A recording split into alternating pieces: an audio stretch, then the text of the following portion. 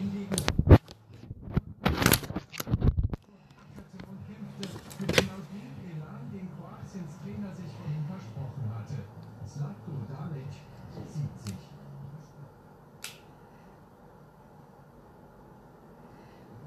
Arbeitet und auch in der Defensive mit vollem Einsatz mitmacht. Es war also keineswegs nur seine Kopfballverlängerung vor dem 1:0, die Dalic nach der Vielmehr freute er sich darüber, endlich einen zweiten Flügelstürmer aufbieten zu können.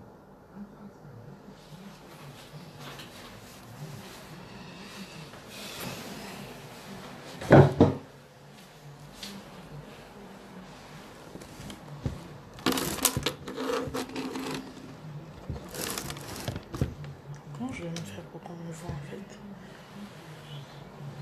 Je sais pas ce qui se passe, mais bon. Je vais pouvoir arriver.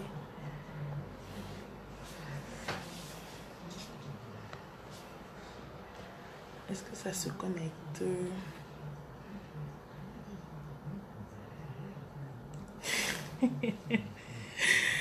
Ah là là là là là là là là là. En effet, Marc, ça fait quand même longtemps que je ne me suis pas connectée, donc c'était important de refaire un live.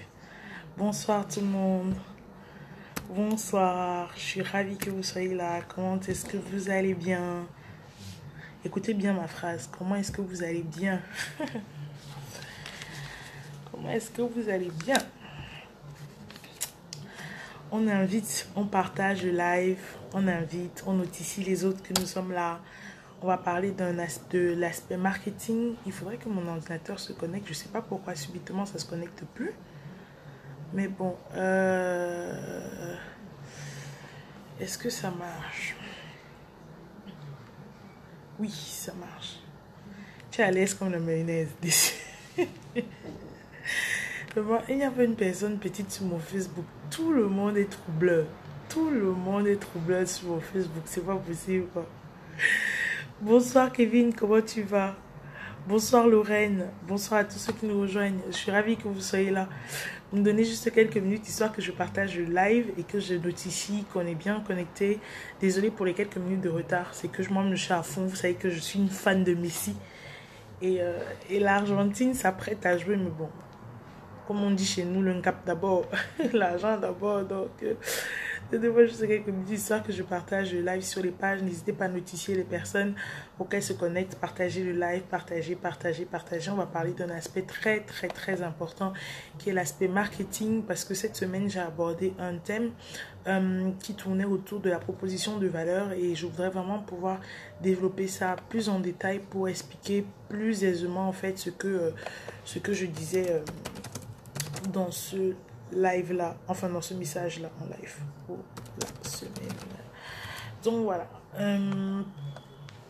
vous savez, beaucoup de personnes veulent se lancer dans l'entrepreneuriat et la plupart du temps en fait on décèle une bonne idée, on se rend compte que, bonsoir Justin, comment tu vas, on se rend compte qu'on a une bonne idée de business. Quand on parle avec les gens, ça marche bien, etc. Les gens sont d'accord, les gens sont enthousiasmés. Mais, bonsoir Nala, comment tu vas? Mais on se rend compte des fois que au moment de lancer, on a un souci parce que ça ne prend pas. Ça ne prend pas pour plusieurs raisons. Ça peut prendre parce qu'on s'y prend très mal. Bonsoir Roméo, je vais très bien, merci, et toi? Ça ne prend pas pour plusieurs raisons parce que soit on s'y prend mal. Donc, on n'a pas établi les bonnes bases de business. Parce que, comme pour toute entreprise, j'espère que vous m'entendez bien. Je ne peux pas parler très, très fort parce que, voilà, je ne suis pas toute seule, mais j'espère que vous m'entendez. Et si vous ne m'entendez pas, faites-moi signe, comme ça, je vais essayer de lever un peu le ton. Donc, je disais que il y a plusieurs raisons qui font que les entreprises ne fonctionnent pas. Soit on ne s'est pas positionné sur le bon marché, soit c'est que on n'a pas fait les bonnes choses, on a un peu brûlé les étapes. Soit il y a extrêmement de raisons, mais les raisons sont toutes plus ou moins liées. C'est en rapport avec la base de l'entreprise. C'est comme une maison. Vous ne pouvez pas bâtir une maison haute, donc très haute, sans avoir de fondation bien profonde. Et la plupart des entrepreneurs bâclent cette fondation-là, en fait. Et on s'étonne que les entreprises ne fonctionnent pas Mais ce n'est pas parce que c'est de la sorcellerie, ou c'est pas parce que d'autres font ok, top, super. Ce n'est pas parce que les autres sont meilleurs que vous, etc. C'est que les fondations de votre business ne sont pas bonnes. Et la plupart du temps, c'est parce que les entrepreneurs négligent cet aspect qui est ces aspects qui sont très importants. Et c'est ce que je veux aborder avec vous ce soir pour que vous, à votre tour, que vous soyez lancé ou que vous ayez envie de lancer, que vous ne fassiez pas les mêmes erreurs que ces personnes qui échouent à leur lancement. Aujourd'hui, on va parler de l'aspect marketing. L'aspect marketing, c'est quand même tout ce qui repose sur votre projet. C'est établir une stratégie, développer une stratégie que vous allez mettre en place pour pouvoir réussir votre entreprise. Donc, c'est établir un plan, qui sont vos clients, qu'est-ce que vos clients recherchent, qu'est-ce que vous pouvez proposer à vos clients, comment ils achètent, etc. Mais ce n'est pas seulement identifier ses clients, c'est aller bien plus loin, c'est connaître vos marchés, connaître les concurrents, connaître vos partenaires. Connaître vos partenaires, mais encore bien plus encore, c'est savoir établir un plan d'action et une stratégie pour pouvoir vous en sortir. C'est ça, ce n'est pas seulement connaître des prospects. Même si je connais mes prospects, même si je connais qui sont mes futurs clients, je ne m'arrête pas là. Il faut que je mette en place un plan d'action dans mon entreprise pour pouvoir toucher ces prospects-là. Je peux savoir qu'aujourd'hui, Roméo ou Kevin sont mes potentiels clients, mais comment est-ce que je fais pour atteindre Kevin et Roméo avec mon business? Comment est-ce que je communique auprès d'eux? Comment est-ce que je présente mon offre auprès d'eux? Comment est-ce que je véhicule le message que je veux passer? Il y a des gens qui ont des idées super bonnes, mais le message n'est pas bien véhiculé. Ça veut dire que le client ne perçoit pas ce que tu veux faire passer. Donc, tu peux avoir une magnifique idée de business, un produit qui déchire, à tomber par terre comme on dit, mais si ton message que tu véhicules n'est pas bon, le client ne va pas le percevoir. Et en général, les clients ne sont pas rapides, ils ne prennent pas le temps pour essayer de comprendre les fondements, pourquoi c'est compliqué. Regardez par exemple, je vais prendre l'exemple de Dicalo. Beaucoup de gens, Dicalo c'est une tuerie. Dicalo, la messagerie qui va remplacer WhatsApp. Dicalo, c'est une tuerie. Mais le problème de Dicalo, c'est que les gens sont arrivés sur Dicalo, ils n'ont pas perçu tout de suite le message. Et qu'est-ce qu'ils ont fait? C'est que ils ont boudé l'application. Beaucoup de personnes boudent l'application parce que au premier abord, ils se sont dit que c'est compliqué. Un client qui va venir sur votre truc, il aura 2 secondes pour passer votre application ou 2 secondes pour regarder votre truc. Surtout pour nous qui faisons les business en ligne, ils vont écouter 2 secondes. Si ce que vous faites ou ce que vous dites est audible ou compréhensible, il va rester, il va vous suivre. Mais si ça n'a pas de sens ou si c'est compliqué, si c'est qu'il doit rester se casser la tête, beaucoup de gens ne perdent pas ce temps-là. Aujourd'hui, même sur Internet, où on passe les pages, on passe. Est-ce que ce que je dis a du sens? Si ça a du sens, dites-moi, mettez-moi des pouces s'il vous plaît, ou dites-moi yes pour que je continue. Donc, c'est très important dans votre business, si vous voulez avoir du succès, de bâtir un plan marketing qui est très adapté et qui fonctionne pour que votre entreprise puisse réussir. Donc aujourd'hui, je vais vous partager 3 secrets que pour moi j'ai trouvé, merci pour les likes, que pour moi j'ai trouvé très primordial de connaître avant de lancer son entreprise. Tout d'abord, il faut savoir qu'il y a une différence entre les prospects et il y a ce qu'on appelle le client. Qu'est-ce que le prospect? Le prospect, c'est la personne qui est identifiée par sa capacité à faire, à satisfaire son besoin grâce à un produit de l'entreprise. Je veux qu'on distingue ça parce que le prospect n'est pas la même personne que le client. Le prospect, c'est là parmi vous, il y a des gens qui adorent m'écouter et qui vont prendre la peine de m'écouter à chaque fois que je vais faire les lives. Vous êtes des prospects. Mais parmi maintenant les prospects, tout le monde ne va pas forcément souscrire à ma formation.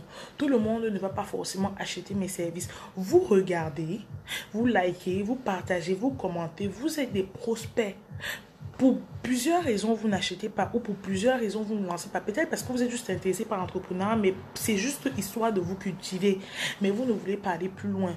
Ou c'est tout simplement que la formation est peut-être trop chère, ou peut-être ça ne tombe pas au bon endroit, etc. Vous êtes et vous restez prospect. Donc, c'est des potentiels clients. Maintenant, il y a ce qu'on appelle le client. Le client, c'est cette personne qui fait l'acte d'achat, qui sort son argent pour dire que, ok, moi, je suis intéressé par ce que Esther fait et j'achète. Donc, je passe du stade de prospect au stade de client. au stade de client. Et c'est très, très important même de ne pas négliger les prospects parce que dans le marketing, ce qu'on fait, c'est qu'on envoie des messages publicitaires quasiment tout le temps. C'est des alertes, des signaux d'alerte au prospect pour toucher sa faculté à acheter. Et ça, c'est quelque chose que l'entreprise ne doit pas négliger. Vous voyez, quand vous venez sur Facebook, vous avez tout le temps des incitations, des pages, des publicités, etc. On vous donne des signaux pour que vous puissiez acheter. On vous donne des signaux pour vous. Est-ce qu'on peut prendre juste quelques minutes pour partager ce live, s'il vous plaît? Ce live est très, très, très important et j'aimerais que les entrepreneurs, les personnes intéressées par l'entrepreneuriat puissent pouvoir écouter et c'est très, très important. Donc, je vous inviterai, s'il vous plaît, à partager ce live, à inviter des personnes que vous pensez être potentiellement intéressées par ça parce que c'est beaucoup d'erreurs que nous, entrepreneurs, nous faisons. Donc, ne négligeons pas ce prospect-là parce que aujourd'hui, peut-être qu'il n'achète pas, mais dans 1 mois, 2 mois, 1 an, même si ça prend 10 ans, il y a des personnes qui sont là chaque jour juste pour vous suivre, mais ils ne vont pas se manifester. Il y a beaucoup de gens qui vous suivent en silence, mais ils ne vont pas forcément se manifester, quoi. Donc, c'est très, très, très important de ne pas négliger. Le premier aspect que je vais vous donner, c'est d'abord de réaliser votre étude de marché. Je le dirai toujours. Les entrepreneurs bâclent l'étude de marché. Moi, je parle souvent à des personnes qui veulent lancer leur business en Afrique en étant ici en Europe. Et je leur dis toujours que ici en Europe, c'est facile de pouvoir dire qu'on va réaliser une étude de marché sur Internet. On va taper sur Internet, on va regarder. Mais quand c'est l'Afrique, c'est important d'aller sur place, pas de souvent, d'aller sur place pour être sur le terrain, pour maîtriser votre marché. Parce qu'il y a ce qu'on dit.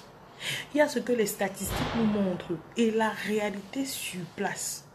Il y a la réalité sur place. Les entrepreneurs bâclent beaucoup l'étude de marché et c'est ce qui fait que votre business ne fonctionne pas. L'étude de marché est très très importante. Ça va vous permettre de connaître le marché. C'est une étude, comme son nom le dit. Ça va vous permettre de connaître votre marché. Qui sont vos clients? Je veux lancer, je ne sais pas, je vais prendre quel exemple. Je veux lancer une formation. Comme je suis en train de lancer une formation sur l'entrepreneuriat, qui sont mes clients? Quelles sont ces personnes qui sont susceptibles d'avoir le besoin de pouvoir avoir recours à une formation? Qui sont mes clients? Où est-ce que je trouve mes clients? C'est important. Où est-ce que je trouve mes clients? Combien est-ce que mon client paye? En général, sur le marché, parce que vous ne serez jamais le premier à lancer sur le marché. Avant vous, il y a quelqu'un qui l'a fait. En général, moi-même, j'ai fait cette erreur il y a 3 ans. Quand je lançais Planigo, j'ai regardé, j'ai dit, oh, il n'y a personne qui fait la même chose que moi. Vous avez toujours quelque part un concurrent. Vous avez toujours, je répète, vous avez toujours quelque part un concurrent.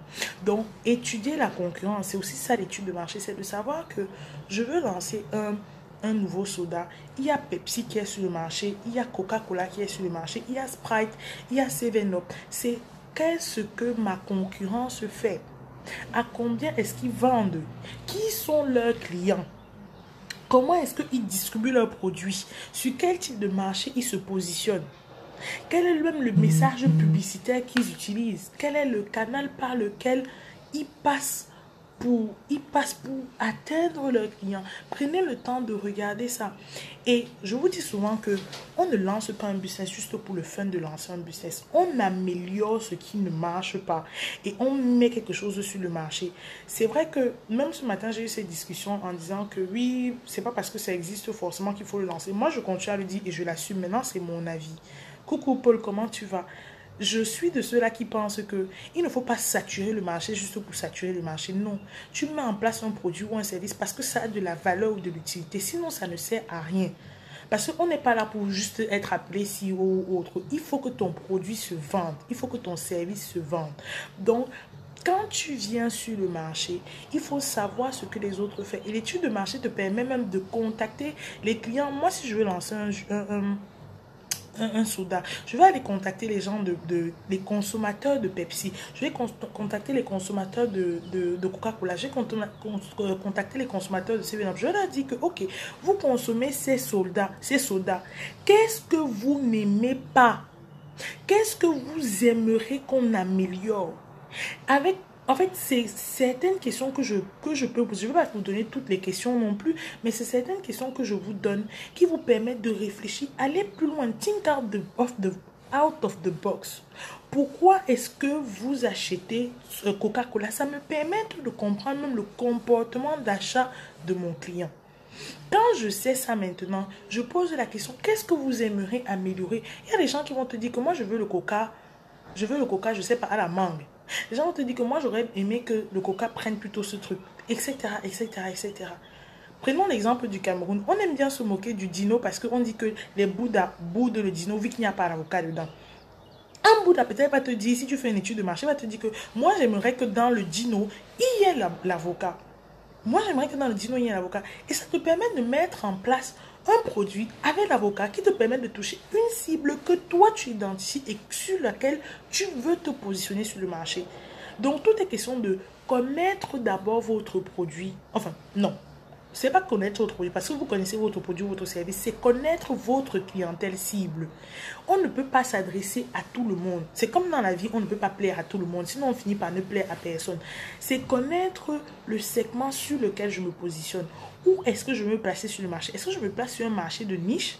Est-ce que je fais dans du low cost? Est-ce que je veux toucher tout le monde? Ou est-ce que je veux toucher une certaine cible précise? Maintenant, je dois répondre aux besoins de cette cible-là. Je ne mets pas un produit pour répondre à tout le monde. Vous voyez, il y a des grands groupes, même quand ils essayent de toucher tout le monde, ils créent plusieurs types de produits parce qu'un même produit ne peut pas répondre aux besoins du riche, aux besoins de la moyenne classe, aux besoins de la basse classe. Non, ils vont diversifier les produits. Ils vont créer la marque A pour les produits, les personnes riches. Ils vont créer la marque B pour les personnes de moyenne gamme. Et ils vont créer la marque C pour les personnes low cost. Parce que vous ne pouvez pas avoir un produit qui répond à tout le monde. Ça ne veut pas dire que si vous vendez votre dino à 1,50 €, un riche qui a l'habitude de payer son jus à 10 € ne l'achète pas. Non. Et ça ne veut pas dire non plus qu'une personne qui achète d'habitude à 80 centimes ne peut pas se faire plaisir un jour et décider d'acheter votre jus à 1,50 €. Ce n'est pas ce que ça veut dire. Mais ce ne sont pas eux vos cibles. Et ce n'est pas sur eux que vous allez gaspiller votre énergie. Est-ce que jusqu'ici, ce que je dis a du sens? Mettez-moi des pouces, s'il vous plaît, que je sache que je ne vous ai pas perdu. Et s'il y a des questions, n'hésitez pas à me stopper et à me poser la question tout de suite. Donc, c'est important de connaître votre client. Quels sont ses besoins? Quels sont ses critères d'achat? Est-ce qu'il achète plutôt au supermarché de proximité ou il part dans un outlet pour acheter? Est-ce qu'il achète plutôt au supermarché ou à la boucherie de boutiquier? Est-ce qu'il achète plutôt au marché? Quelles sont ses fréquences d'achat? Est-ce qu'il achète une fois par semaine? Est-ce qu'il achète une fois par mois? Est-ce qu'il achète une fois à l'année? Si oui, à combien est-ce qu'il est prêt à payer pour acheter mon service? Est-ce qu'il est tellement chiche que moi, il y a des choses que j'aime beaucoup. Mais il y a des jours, j'arrive quelque part, je veux un produit, je me dis que non, moi, je ne peux pas payer 2 € pour le produit là. C'est seulement 2 €. Ce n'est rien peut-être. Mais pour moi, il y a des jours, il y a des produits que j'ai envie de m'offrir. Je me dis que non, 2 €, ça ne passe pas. Pour moi, c'est trop cher. Et un exemple sur lequel je fais beaucoup ça, c'est les habits.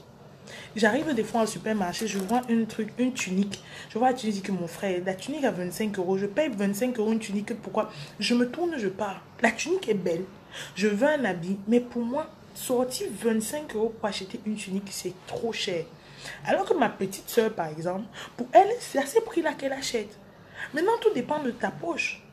Tout dépend de ta poche. Donc, tu vas voir que tu vas mettre sur le marché une tunique à 25 €. Moi, comme ça, je vais te dire que non, pour moi, c'est trop cher. Mais une autre personne te dit que 25 €, c'est un prix normal. Il faut connaître comment tu communiques. Maintenant, moi, je vais attendre qu'on fasse ces réductions pour que ma tunique descende à 15 €. Là, elle me dit que, ok, 15 € c'est un bon prix pour acheter. Est-ce que vous comprenez ce que je suis en train de dire? Donc, il faut connaître quels sont les critères d'achat, quelles sont les choses qui te poussent même à acheter.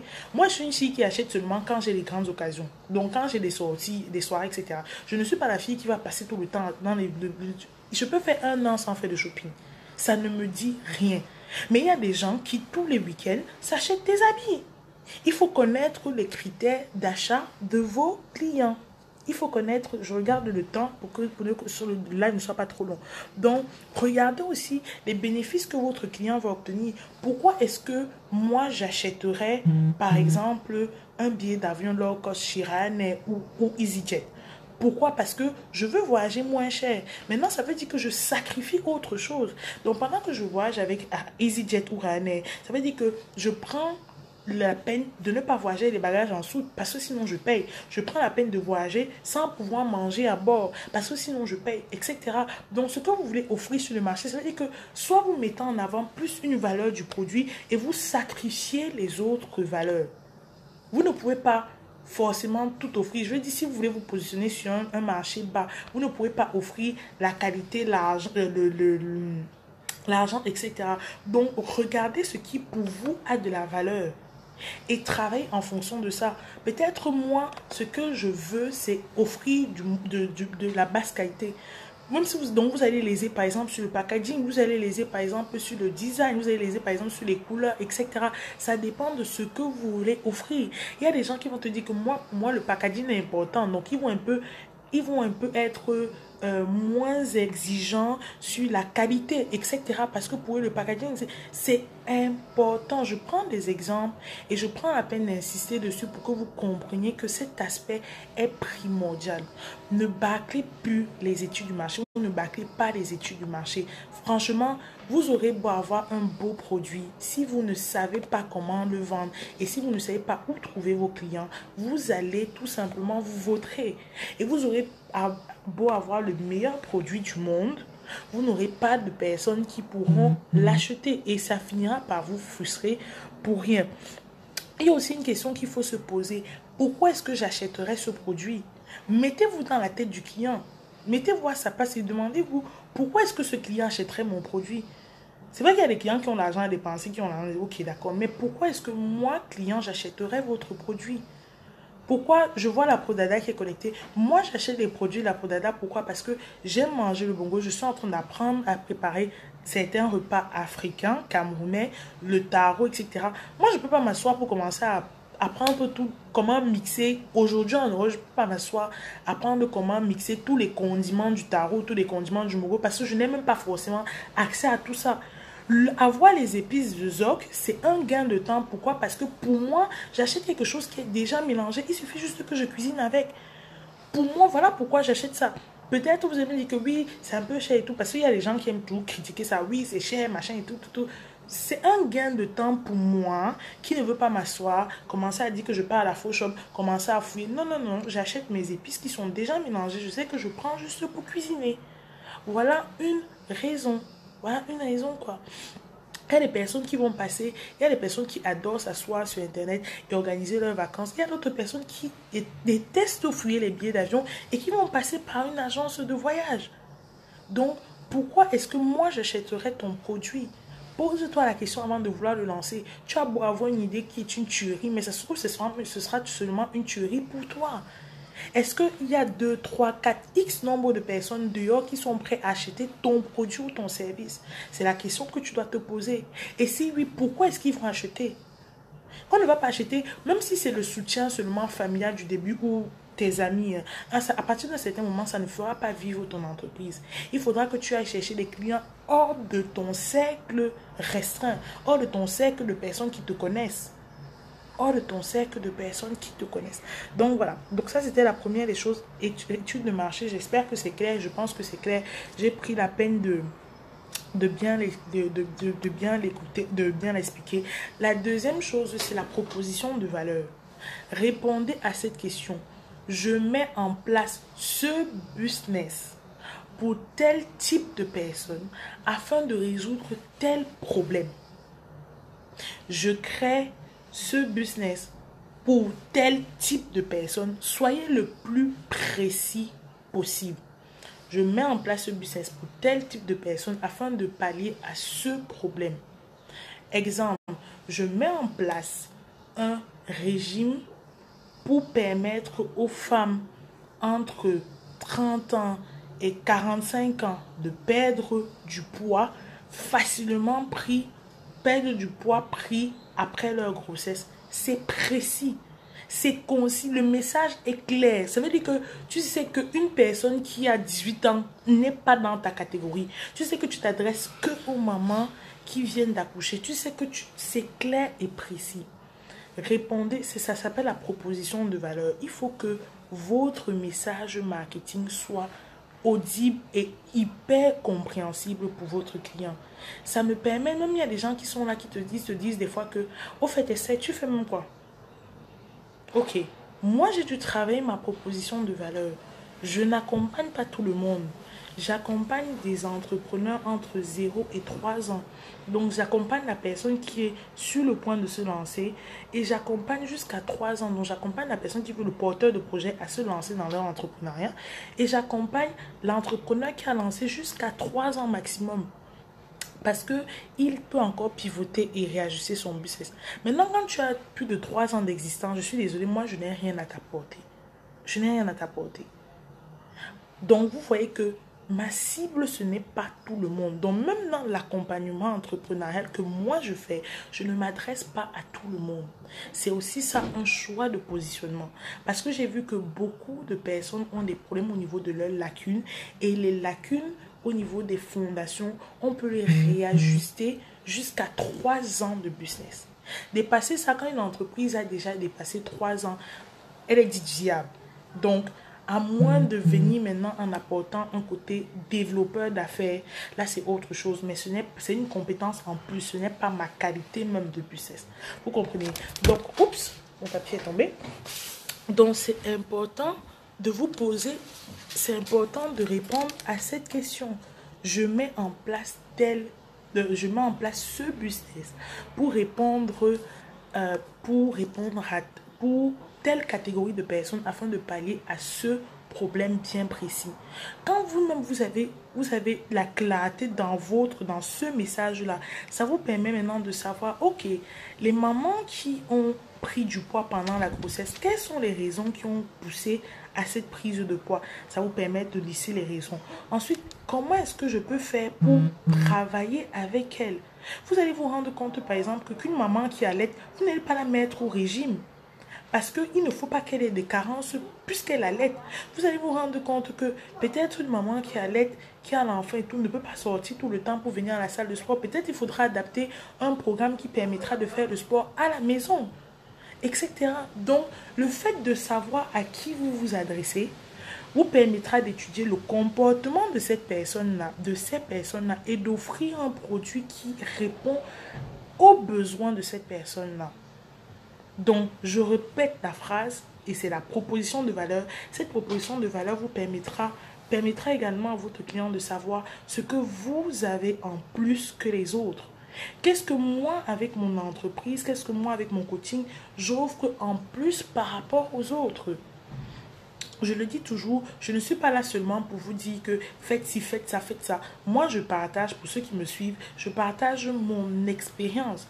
Je viens ici, je vous dis que, moi, je suis quelqu'un de très transparent et vous le savez. Je viens ici, je dis que, vous savez, j'ai fait ça n'a pas marché. Je me suis pris le mur dans la gueule. Et je vous dis que ne faites pas aussi les mêmes erreurs que moi pour ne pas tomber dans le même piège.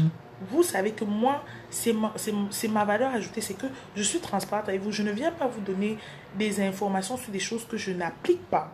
Je vous donne des informations sur des choses que j'ai appliquées au préalable. J'ai appliqué. Mais, man, quand on fait le match, eux, ils sont en train de pointer l'argent. Moi, je ne dois pas chercher mon argent. Si je vous montre comment je suis assise, je suis droite devant la télé. Donc, pendant que vous parlez, mon œil pivote pour regarder mon Messi en train de jouer sur le terrain. Bonsoir, comment tu vas? Bonsoir Jobert, bonsoir à tous ceux qui nous rejoignent. Donc, c'est important de connaître votre proposition de valeur. Répondre à cette question va vous permettre de savoir aussi ce que vous amenez en plus sur le marché pour votre client. Et ça va vous permettre aussi de travailler votre message publicitaire derrière. Pourquoi est-ce qu'il faut acheter? Parce qu'il faut justifier à votre client pourquoi est-ce que... Il faut justifier pourquoi est-ce que votre client va acheter ce produit-là.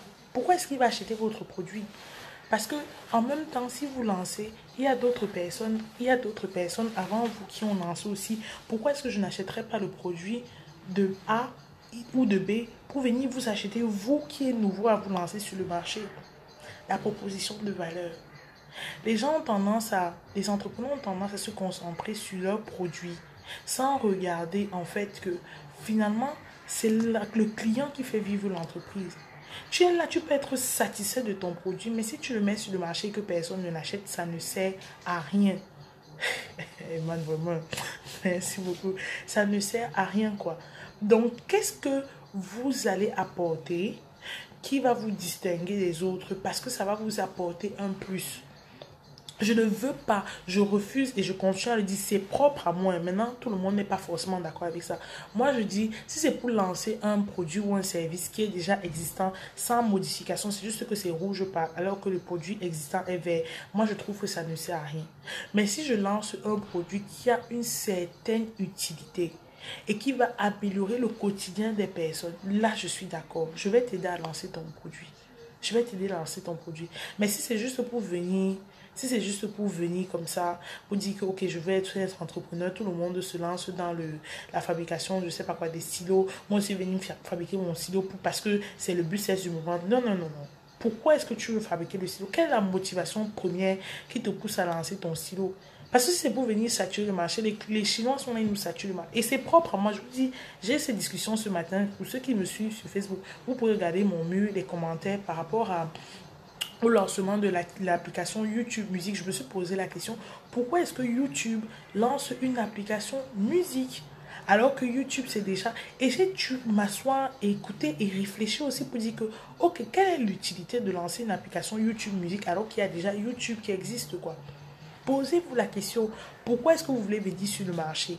Quelle est votre motivation pour venir sur le marché? Et qu'est-ce que vous allez apporter en plus à votre client, votre prospect, pour l'inciter à devenir client? Des fois, il faudra passer le message dans la tête de vos prospects pendant 1, 2, 3, 4 fois, 5 fois. Des fois, les prospects ils aiment votre truc, mais ils vont d'abord attendre que tout le monde teste. Après, ils vont recueillir les habits, etc. et tout ça, pour pouvoir venir vous répondre.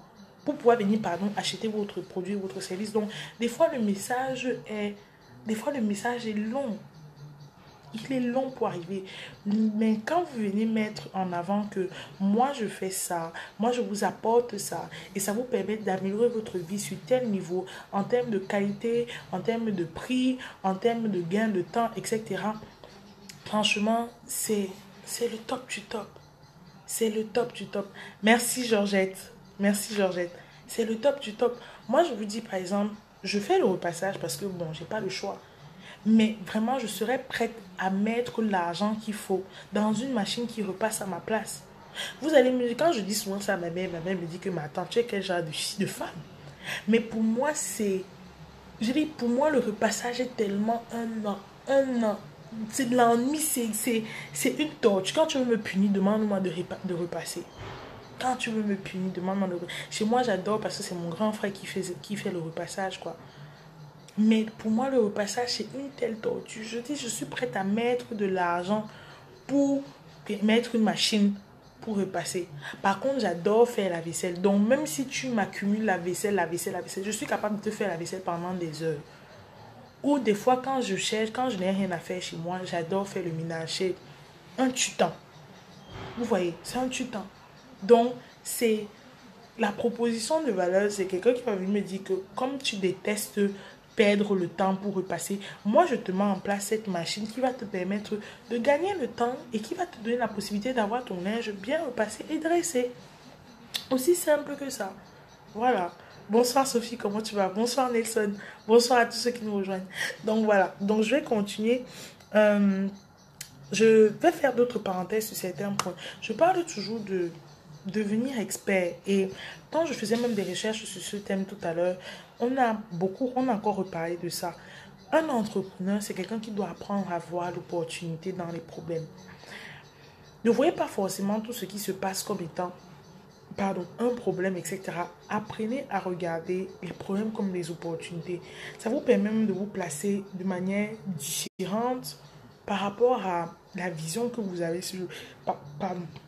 par rapport à la vision que vous avez. Oui, Joanne, Sacha, pardon. Je sais qu'il y a déjà l'appareil pour le repassage, mais pour le moment, c'est encore trop cher pour ma bourse. Donc, pour le moment, je continue à souffrir. Pour le moment, je continue à souffrir, mais je vais finir par acheter cet appareil-là. Donc, devenez un expert dans votre domaine. vous savez, c'est important de produire une offre de qualité sur un créneau singulier. Je parle bien de créneau singulier, donc de choisir le créneau sur lequel vous voulez vous positionner et imposez-vous comme expert dans ce domaine-là. Aujourd'hui, je vais vous dire quelque chose. Aujourd'hui, la notion d'expertise reconnue par une communauté remplace de plus en plus celle de métier. Je vais répéter. La notion d'expertise reconnue par une communauté, aujourd'hui, en 2018 où on parle, remplace de plus en plus celle de métier. Donc, vous allez vous rendre compte que, regardez par exemple, un truc tout bête, hein, regardez ce qui a le buzz en ce moment au niveau du coaching. C'est les coachings relationnels. C'est écouter quelqu'un qui va vous dire que une femme qui pleure, c'est parce qu'elle n'aime pas la bonne personne. Oh, un homme qui te fait ça, c'est que ce n'est pas ton bon homme. Oh, machin, c'est... Regardez ce qui fonctionne en termes de coaching, où il y a le plus d'argent, c'est les relations. On ne part pas à l'école pour apprendre les relations. Donc, je peux m'asseoir là tous les jours. Je partage, je vous dis que, oh, si ton homme fait ça, c'est-à-dire qu'il ne t'aime pas. Tu es là, tu mets les likes. Tu mets les likes. Une personne va aimer, 2 personnes, partager, etc. Vous allez vous rendre compte que vous vous retrouvez avec des pages. Des fois, je regarde ça, je dis que les gens, s'ils sont en train de payer pour écouter une personne te dire que si ton homme ne mange pas ta nourriture, c'est qu'il te boute. Non, mais attendez. Mais l'argent qu'il y a dedans. Et ces gens-là finissent par être reconnus parce qu'il y a une communauté qui les porte derrière. Ils finissent par être reconnus comme experts. Et vous allez voir que si on fait une conférence sur les relations, on va laisser le psychologue, on va appeler tel coach qui va venir vous parler des relations. C'est un exemple tout bête. Hein? Est-ce que vous êtes d'accord avec moi? Si vous êtes d'accord, dites-moi. Désolé, il y a un petit souci avec le réseau. Je dis, si vous êtes d'accord, dites-moi yes, mettez-moi des likes. Et dites-moi si ce que je dis a du sens ou pas. C'est vraiment tout bête. Même là sur Facebook, on parle de coaching. Regardez les coachs, je ne veux pas citer de nom. Regardez les coachs qui ont du buzz en ce moment. Ils parlent de quoi? Vous n'allez pas voir autant d'enthousiasme sur un coaching avec l'entrepreneuriat, etc. Comme vous allez voir les gens qui font le coaching sur les relations sentimentales. Je dis pour apprendre des choses que vous avez l'habitude. Je dis, vous n'avez même pas besoin de vous asseoir pour écouter quelqu'un vous dire. C'est des choses totalement évidentes. Mais on adore parler de ça. Oh, si ton gars fait ça, il te bat. Oh, si ton gars fait ça, quitte-le. Est-ce que tu as besoin qu'on te dise que si ton gars te trompe, tu le quittes? Non. Mais on aime s'asseoir, écouter un coach nous parler. Et on va voir qu'il a 10 000 abonnés sur sa page, 100 000 abonnés, 200 000 abonnés, etc. On va l'appeler expert. On va commencer maintenant à organiser des conférences, le faire venir. Et c'est comme ça que vous allez voir qu'il va prendre 5 000 euros, il va prendre 10 000 euros, il va prendre le machin pour vous faire intervenir. C'est parti d'un truc tout bête. Aujourd'hui, la notion d'expert reconnue par une communauté remplace de plus en plus celle de métier. C'était vraiment pour illustrer cet exemple-là. Donc, quand vous voulez vous lancer dans votre domaine, soyez le canal par lequel les prospects, vos clients, aient l'information. Que dans leur tête, s'ils veulent quelque chose, ils pensent Esther si on parle entrepreneuriat. Je veux savoir comment on fait pour lancer un business. Je pense à Esther. Je veux savoir comment on fait ça. Je pense à Esther. Je veux machin. Je pense à Esther. Parce que dans votre esprit, je m'affiche comme étant une fille qui est experte dans son domaine. Si ce que vous dites a du sens, si les gens se sentent dedans, si les gens se sentent boostés à l'intérieur, si ça bouillonne, si c'est que ils disent que non, vous avez raison, c'est ça, 1 fois, 2 fois, 3 fois, on va s'abonner à votre contenu. On va vous suivre. On va vous suivre. Et ça a beaucoup plus de sens même. Parce que c'est palpable ce que vous dites, c'est palpable, c'est perceptible, ça a du sens là tout de suite ce que vous dites. Vous vous retrouvez comme ça. Moi, je vous dis, moi, je ne vous cache pas que c'est comme ça que j'ai commencé. Aujourd'hui, sur LinkedIn, je suis suivie par plus de 12 000 personnes. Je ne suis pas allée à l'école pour apprendre le coaching. Je me suis juste assise, j'ai partagé mon expérience. Je n'ai rien fait, je n'ai pas une certification en coaching, non. J'ai partagé juste mon expérience parce que j'ai donné les choses que j'ai fait qui ont marché, j'ai donné les choses que j'ai fait qui n'ont pas marché. Je me documente chaque jour. Je vous dis, pour préparer le live, je me suis assise, j'ai regardé. Il y a des choses. Voilà mes petites notes. Vous voyez, voilà mes petites notes. voilà mes petites notes. J'ai fait mes petits. Et c'est même que j'étais vraiment dans le rush. C'est mes anciennes factures que je suis en train d'écrire derrière parce que je me suis dit que, ah tiens, il y a ça. J'ai regardé 2-3 astuces sur Internet et je suis en train de vous parler. Parce qu'il y a mon savoir, ma compétence derrière en tant qu'entrepreneur et coach en entrepreneur. Et aussi ce que j'ai regardé sur Internet. Et quand j'ai tapé sur Internet, par exemple, j'ai tapé sur Google 3 clés marketing pour avoir une entreprise à succès. J'ai eu une centaine de liens. Vous vous rendez compte, si quelqu'un doit passer 10 heures à éplucher les liens, éplucher les liens, c'est une perte de temps. Or, si vous permettez à cette personne de gagner en temps et d'avoir toute l'information dont il a besoin pour régler son problème là tout de suite, les personnes vont vous suivre. C'est aussi simple que ça. Donc, devenez des experts dans votre domaine. Le dernier aspect, c'est le plan marketing.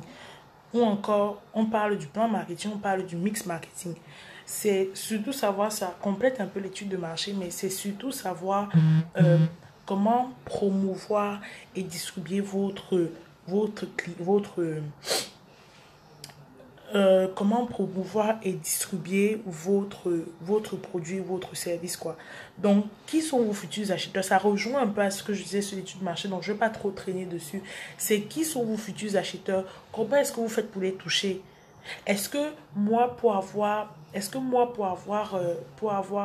des clients, je m'assois sur Internet, je fais des vidéos, ou est-ce que je crée une page YouTube et j'essaie de me faire une audience sur YouTube, ou est-ce que je fais je fais des posts, etc., ou est-ce que j'ouvre un blog, etc. Quelle est la manière que je dois utiliser pour toucher mes futurs acheteurs? Quelle est cette manière-là? Beaucoup de personnes me connaissent parce que je fais des lives 1 à 2 fois par semaine sur Facebook depuis 2 ans aujourd'hui. J'ai commencé en 2016.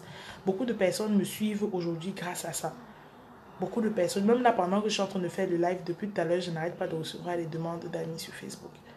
Donc, c'est ça quoi. Quel est le canal par lequel vous devez passer pour trouver vos futurs acheteurs? Comment est-ce que vous les touchez?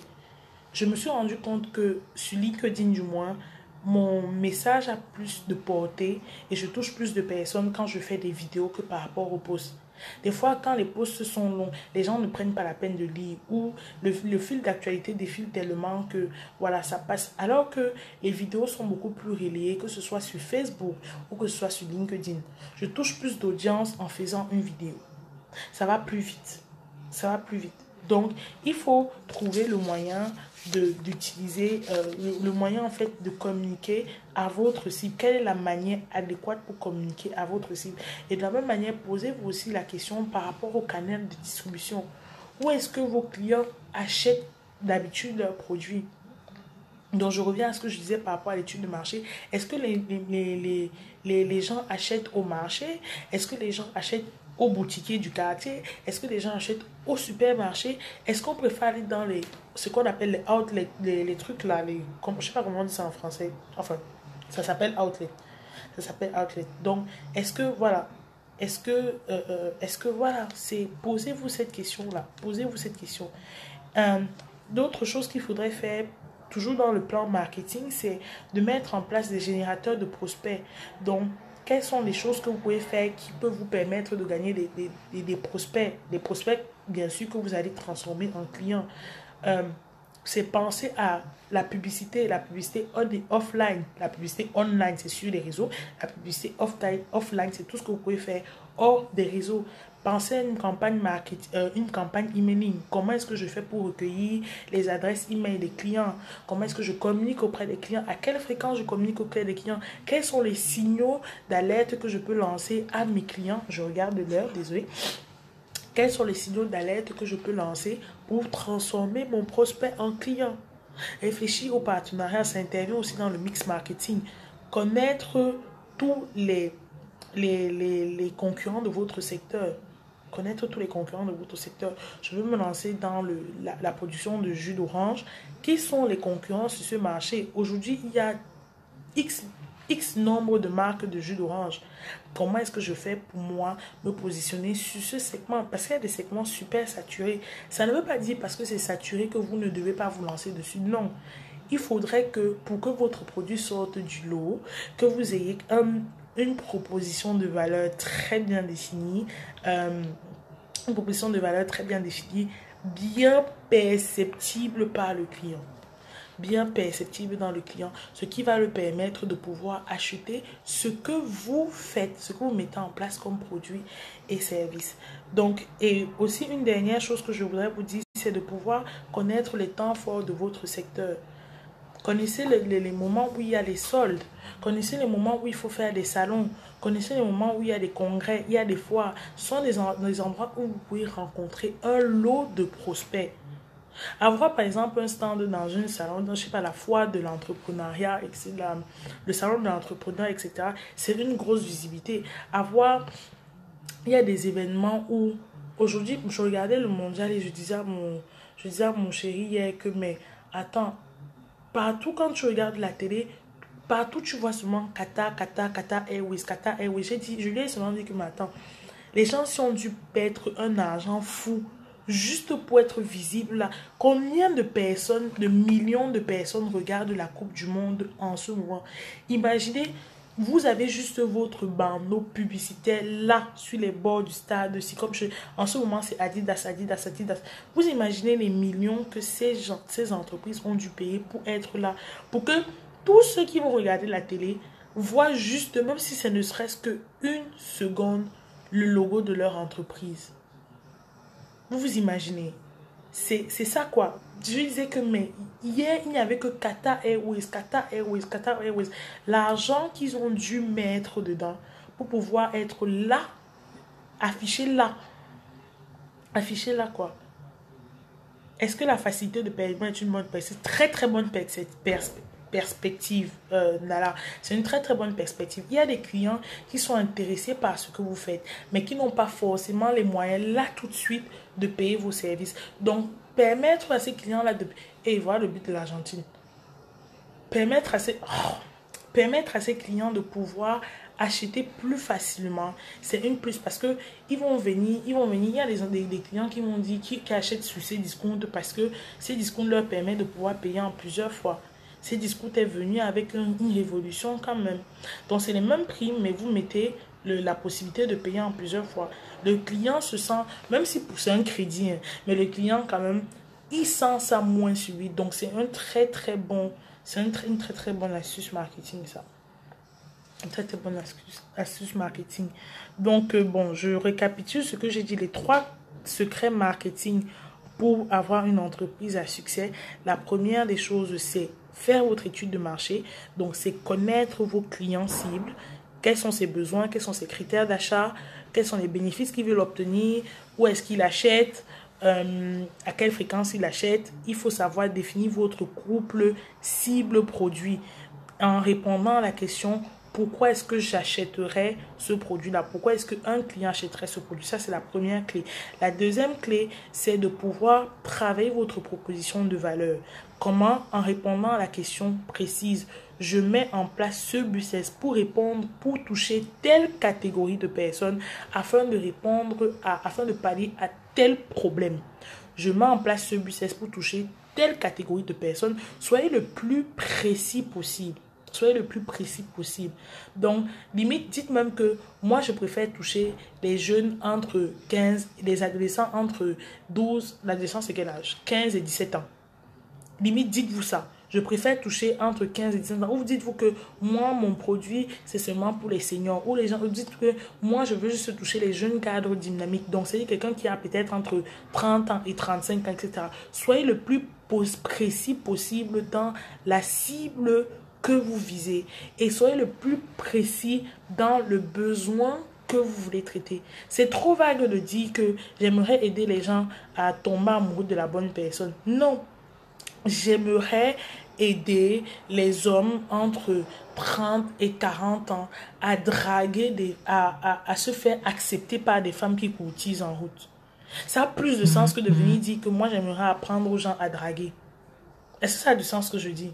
J'aimerais aider les hommes entre 35 et 45 ans à se faire accepter lorsqu'ils font les avances à des femmes. Ça a plus de sens que de venir dire que j'aimerais apprendre aux hommes à draguer. Apprendre aux hommes à draguer, c'est quoi? Vous comprenez? Donc, soyez vraiment précis dans votre proposition de valeur et dites-vous que plus le message est clair, plus le client le perçoit et plus facile pour lui est de sortir son argent pour acheter votre produit. Et je rajouterais que il faudrait qu'il y ait une véritable valeur ajoutée. Ne lancez pas un business juste pour le lancer. Je dis ça, c'est Esther qui dit. La personne qui est trop fâchée vient me taper, je suis à Francfort. C'est Esther qui le dit et je sais que beaucoup ne sont pas d'accord, beaucoup d'entrepreneurs ne sont pas d'accord avec ce que je dis. Ne saturez pas le marché pour rien. Il faut qu'en lançant votre produit, vous soyez millionnaire avec. Il ne faut pas juste le lancer pour venir prendre 1% du marché. Même si 1% de part du marché, c'est énorme, n'est-ce pas? Mais ne lancez pas juste pour vous contenter du strict minimum. Ne lancez pas pour vous contenter du strict minimum. Il faut aussi savoir percevoir les temps et les circonstances. Je lisais tout à l'heure Snapchat qui, au début, quand il lançait son truc, il a eu la proposition de rachat par, je crois, c'était Google, à 3 millions, je sais pas un truc comme ça, je vais pas me lancer dans les chiffres, etc. Il n'a pas accepté. Aujourd'hui, Facebook lui a fait une proposition de plus de 13,5 millions ou milliards de dollars, je sais plus, et ils ont refusé. Un entrepreneur doit savoir percevoir les saisons, en fait. Percevoir, soyez ouvert. Bonsoir Natacha, comment tu vas? Soyez sensible à ça. Sachez saisir l'opportunité. Il faut savoir quand est-ce que vous devez vous placer sur le marché, quand vous ne devez pas vous placer sur le marché. Moi, je me souviens l'année dernière, j'ai fait une erreur. Je voulais lancer une formation qui était très, très intéressante, mais j'ai lancé cette formation-là à la rentrée. Le problème, c'est que à la rentrée, la plupart des personnes qui sont mes clients sont des jeunes mamans ou au chômage, ou etc. C'est des périodes où, financièrement parlant, elles claquent déjà énormément d'argent. Donc, elles pourraient être intéressées par une formation, mais la rentrée n'est pas la bonne saison pour lancer une formation. Ou peut-être en décembre aussi, les gens peut-être auront le besoin de se former, mais ce ne sera pas prioritaire par rapport à toutes les dépenses de cadeaux qu'il faut faire pour la période de Noël. Donc, sachez percevoir la bonne saison quand il s'agit de votre business. Par contre, c'est bien de pouvoir lancer une formation en janvier. Parce que c'est la nouvelle année, les gens prennent de nouvelles résolutions et ils se disent que, ok, peut-être j'avais ce projet d'entreprendre l'année dernière, voilà l'année qui a terminé, je n'ai pas fini, voilà la nouvelle résolution. Bon, les premières semaines de janvier, le premier jour de janvier en général, on se dit que, ok, aujourd'hui je vais faire l'effort, je vais apprendre l'anglais comme j'avais décidé de le faire. Aujourd'hui, je vais décider de lire un livre. Et vous allez voir que les gens vont commencer à investir, ils vont acheter des livres, des livres, des livres. Maintenant, les gens qui tiennent leur résolution, il y a des gens qui ne tiennent pas leur résolution, mais en attendant, ils auront déjà acheté votre service. Donc, sachez percevoir la bonne saison dans votre business. J'ai parlé de l'expertise. Soyez un expert dans le domaine. Donc, il faudrait produire une offre de qualité sur un créneau singulier et s'imposer comme expert dans votre domaine. Et je vous ai donné cette phrase et je voudrais vraiment que vous reteniez ça. La notion d'expertise reconnue par une communauté remplace de plus en plus aujourd'hui celle de métier. Ça remplace de plus en plus aujourd'hui celle de métier, quoi. Donc, j'ai parlé de vendre sa cible au bon moment et avoir une stratégie marketing, c'est le dernier point. Avoir une stratégie marketing. Donc, c'est le mix marketing, promotion et distribution. Où est-ce que je distribue? Où sont mes acheteurs? Comment est-ce que je les touche? Par quel canal de distribution les toucher? Il faudrait que je pense à générer des prospects. Il faut donc, est-ce que je fais de l'emailing? Est-ce que je fais des newsletters? Est-ce que je fais des promotions très souvent? Est-ce que j'organise des jeux concours sur Facebook? Est-ce que je fais des offres du genre un acheté, deux gratuits, etc. Est-ce que je dis aux gens que partage et puis tu vas gagner des jeux concours? Bref, vous comprenez ce que je veux dire. Il faut penser à votre publicité online, donc sur les réseaux sociaux et offline. Comment est-ce que je fais? Est-ce que j'assiste à des événements? Il faut que je pense à mes plaquettes, il faut que je pense à mes flyers, il faut que je pense à mes cartes de visite, il faut que je pense à mon roll-up, il faut que je pense, bref, que je sois visible, quoi. Les clients ont besoin de savoir que vous existez. Et la dernière chose, il faut que je pense au partenariat. Je sais que dans le domaine du tourisme où je suis, par exemple, je reçois très souvent des sollicitations de blogs, de blogueurs qui me disent que est-ce que je peux rédiger un article, je mets le lien, ça vous renvoie sur votre blog et vous faites pareil pour pouvoir gagner vos auditeurs et moi je gagne les auditeurs, etc. Donc pensez partenariat et ne voyez pas toujours, ça c'est quelque chose que j'adore dire à mes coachés, ne voyez pas toujours un concurrent comme un concurrent, mais voyez un concurrent comme un potentiel partenaire. C'est très important la manière dont vous vous positionnez, même souvent pour regarder les trucs. Apprenez souvent à voir la concurrence, pas forcément comme quelque chose de négatif, comme un potentiel partenaire. Et réfléchissez, ok, celui-là c'est mon concurrent, mais qu'est-ce que je pourrais faire avec lui? Parce qu'il a quelque chose que moi je n'ai pas, ou j'ai quelque chose qu'il n'a pas, qui pourrait faire qu'on puisse augmenter, accroître notre part de marché. Pensez dans ce sens, quoi. Donc, et pour terminer, connaître tous les temps forts de votre secteur, les salons, les congrès, les foires où vous aurez la possibilité de rencontrer les prospects en masse. Je pense que j'ai terminé. Et le dernier secret que je pourrais vous dire, c'est viser l'impossible. Viser l'impossible. N'hésitez pas à think out of the box. N'hésitez pas à sortir du terrain battu, des sentiers battus. N'hésitez pas à proposer quelque chose. Peut-être pour vous aujourd'hui, c'est fou, hein. Mais peut-être il y aura quelqu'un qui va regarder ça, qui va dire que oh, c'est une tuerie. Moi, je regarde souvent Dicalo et j'adore parler de Dicalo parce que j'ai vraiment vu Alain quand il lançait son projet. Au tout début, je me souviens, tout début, en début 2016. Et au début, je lui disais tout le temps que, mais en même temps, pourquoi est-ce que je vais créer, pourquoi est-ce que tu veux créer une messagerie où je vais utiliser sans le truc, pourquoi est-ce que développer, oh, il y a déjà WhatsApp qui existe, mais aujourd'hui, c'est à bien penser. Moi qui ai mon numéro qui circule partout, qui ai mon numéro sur Internet, etc., je commence à comprendre l'utilité d'avoir Dicalo. Ça me permet d'avoir ma tranquillité, quoi. Si j'avais la possibilité de communiquer en code de Dicalo à tout le monde pour que mon numéro de téléphone ne tourne plus sur Internet. Et ce serait facile de communiquer avec les gens. Parce que quand vous avez des gens qui ont des clients qui ont vos numéros, il y a des heures, des fois on m'appelait, je ne comprenais même pas cette histoire, quoi. Donc voilà. C'est ce que je voulais vous dire. Je prends des questions. J'ai 2 minutes pour prendre des questions. Est-ce qu'il y a des questions? S'il y a des questions, je prends des questions. Est-ce qu'il y a des commentaires? J'aimerais aussi que vous me dites comment est-ce que vous avez apprécié, comment est-ce que vous avez jugé le live. Est-ce que ça vous paraît utile? J'ai une dernière information à vous communiquer.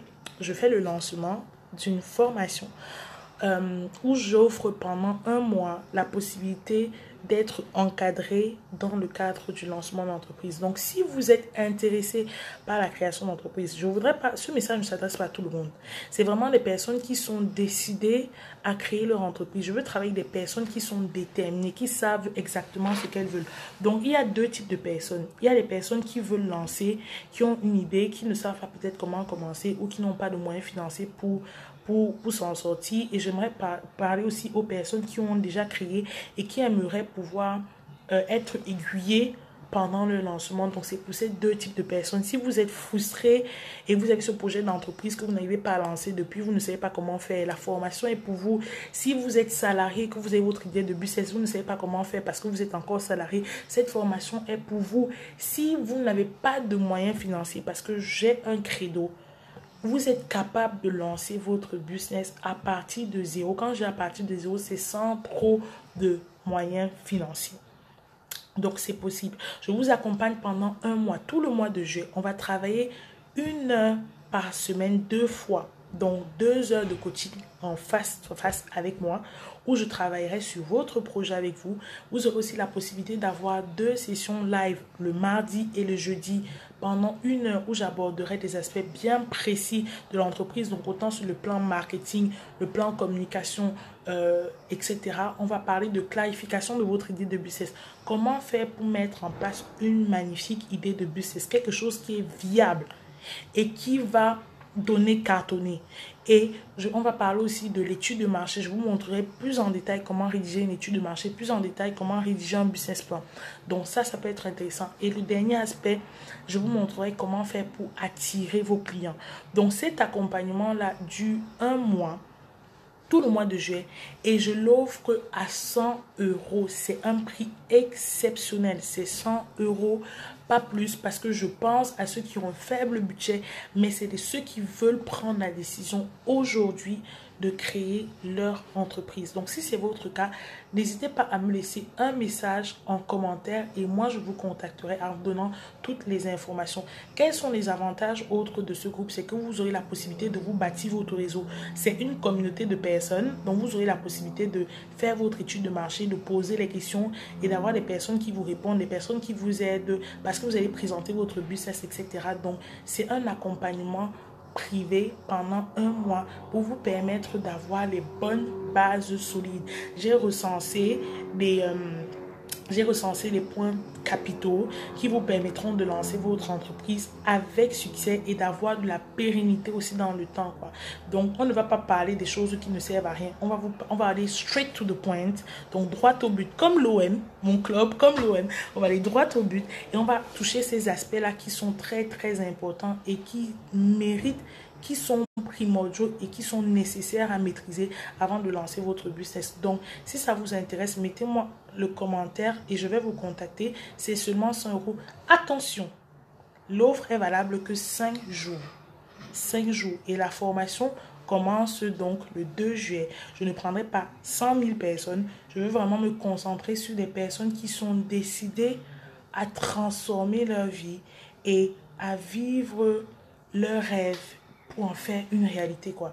Je suis prête à m'investir personnellement dans votre business et vous aider à réussir et à aller beaucoup plus vite là où moi j'ai pris du temps et là où moi j'ai fait des erreurs. Donc je vais vous aiguiller et vous montrer comment faire pour éviter les erreurs que moi, il y a 3 ans quand je me suis lancée, j'ai commises, quoi. Donc c'est cette formation là qui dure donc 1 mois, donc 2 lives par semaine d'1 heure. Donc sur 1 mois ça fait x4, ça fait 2 x 4, ça fait 8 lives. Ensuite vous aurez 2 heures, vous aurez 2 séances de coaching d'1 heure avec moi où je vais travailler sur votre business avec vous. Il y aura un ensemble d'exercices à faire, il y aura des vidéos, vous aurez la possibilité d'avoir mes articles, vous aurez en bonus l'intervention de certains experts qui vont venir partager leur expérience et vous aiguiller aussi dans leur domaine. Donc, pas beaucoup de personnes. L'offre est valable 5 jours et ça coûte 100 €. Je pense que c'est ce que je devais vous dire pour terminer. Et sinon, ben voilà. Sinon, ben voilà. Je ne sais pas s'il y a d'autres... Je ne sais pas s'il y a des questions. Je ne sais pas s'il y a des questions. Est-ce qu'il y a des questions? Est-ce qu'il y a des questions? Est-ce qu'il y a des questions? Est-ce qu'il y a des questions? Je prends les questions s'il y a des questions. Connaître le comportement d'achat de nos clients, c'est ça. Je vais passer par là. J'aime cette sincérité très intéressante et comme ça. Merci Jules Guillain. Je viens de découvrir Chess. Je te découvrir Chess. Ma soeur, je m'abonne maintenant. Super, bienvenue Georgette. Bienvenue Georgette. Arrête Marc, tu m'as fait paniquer, je pensais avoir raté le but. Je suis devant ma télé, hein. Arrête ça. Il n'y a pas encore le but, mais vive l'Argentine quand même et vive Messi.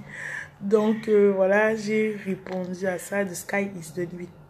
Même là, le ciel n'est pas notre limite. Moi, je n'aime pas la phrase. Le ciel n'est pas...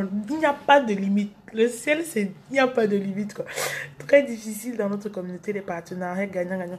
Malheureusement, c'est vrai, Tania. C'est difficile dans notre communauté, mais c'est pour ça que c'est souvent bien de sortir de notre communauté. C'est souvent bien d'aller voir ailleurs. Et je discutais avec un entrepreneur hier qui me parlait de sa recherche d'investisseurs et il me disait qu'il était toujours en train de chercher, il se concentrait sur les investisseurs africains. Je lui ai dit, mais attends, l'argent c'est l'argent, l'argent n'a pas de couleur, que ce soit un blanc, un asiatique, que ce soit un caucasien, que ce soit un américain, que ce soit un chinois, je sais pas, tant qu'on te donne l'argent pour pousser ton business, pourquoi est-ce que tu tries? Je dis, donc c'est... Je dis, si c'est dans notre communauté et on évoque ce problème, on a évoqué ce problème-là très récemment entre nous, entrepreneurs, là sur Facebook. Si dans notre communauté, ça ne marche pas, il faut savoir sortir ailleurs et regarder ailleurs, quoi. Il faut savoir sortir, regarder ailleurs. Ok, Nourouchka, je t'envoie le lien tout de suite avec toutes les informations. Ok, Karine, super. Ok, je vous contacte toutes les deux là tout de suite en inbox et je vous donne toutes les informations à ça. J'espère vraiment que cette vidéo a pu vous être utile. J'espère vraiment que ça va vous aider à voir mieux dans votre business. Si vous avez d'autres commentaires, etc., n'hésitez pas à me les mettre. Moi, je suis disponible. Je serai disponible pour vous répondre. Et je vous dis à très bientôt pour un prochain live. N'hésitez pas à partager, continuer à partager, inviter les personnes à regarder, même en replay, etc. Ok, Nala, je te contacte également, même en replay, etc. Ah oui, j'ai failli oublier. Donc, et pour terminer, j'organise un webinaire ce dimanche. Donc, ce sera un webinaire ce dimanche où je vais vous partager 3 astuces pour avoir vos premiers clients avant de créer votre entreprise. Donc, je vais vous montrer comment faire pour avoir vos premiers clients avant de créer votre entreprise. Donc, pour le webinaire, je vais vous donner toutes les informations dès ce soir et ce week-end, et à partir de demain, je communiquerai dessus. Donc, ce sera ce dimanche à 18 h heure de Paris. Donc, 16 h GMT où je vais vous donner 3 astuces pour avoir vos clients, vos premiers clients avant de lancer votre entreprise. Donc, j'espère pouvoir vous compter nombreux lors de ce webinaire. Et sinon, je vous dis à très très bientôt. Je vous souhaite une excellente soirée et je m'en vais regarder l'Argentine. L'Argentine qui va gagner. Donc, vive Messi. Je vous dis à très bientôt. Bye bye.